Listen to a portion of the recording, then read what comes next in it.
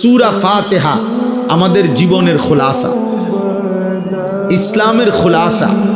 30 পারা কোরআনের সারাংশ, নির্যাস সূরা ফাতিহা।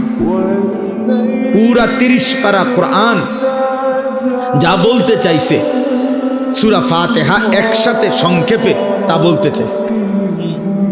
এই জন্য 30 পারা কোরআন শরীফের হিসাব সূরা ফাতিহা বাদ দিয়ে ধরা হয়।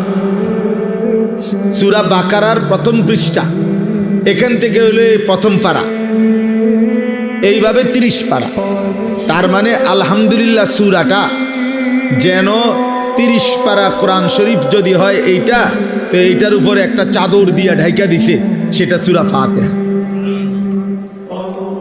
অর্থাৎ 30 পারা কোরআনের পুরাটার সাথে সূরা ফাতিহার সম্পৃক্ত।